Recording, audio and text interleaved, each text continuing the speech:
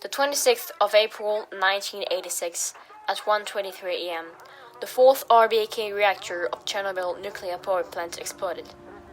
That very instant, humanity was forced to face, for the first time in history, what we now consider to be the worst nuclear catastrophe the world has ever experienced.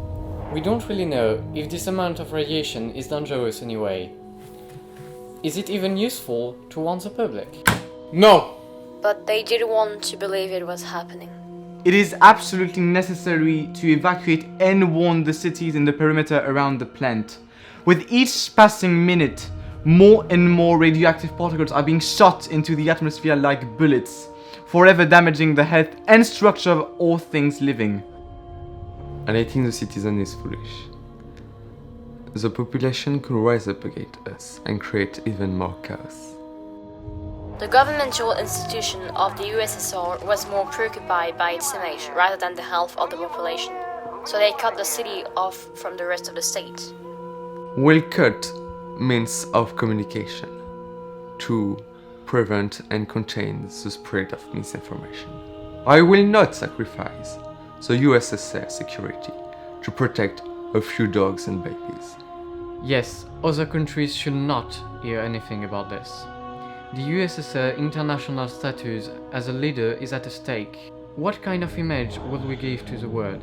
The USSR should not let a weakness get noticed. But the radiation could contaminate other countries and cause thousands of deaths, cancers, cardiovascular diseases, and possibly pollute land for thousands of miles around. There are people working right now to put out the fire. Do you even know what will happen to them if we keep this up? Well, explain to us, since you are the specialist.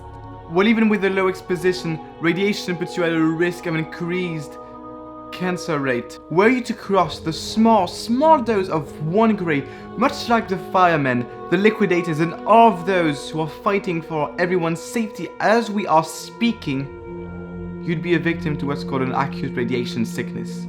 You'd lose white blood cells, you'd be prone to leukemia or internal hemorrhages, which would most likely lead to your death. Some people will even lose their skin within weeks of their exposure. Comrade, remain calm.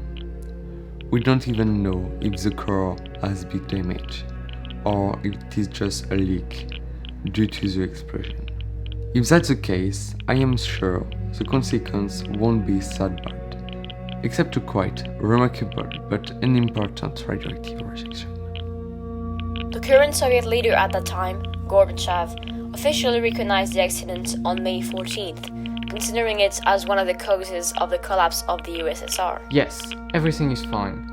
We will just give everyone some iodine pill like the doctor from the plant advised, and it will be fine.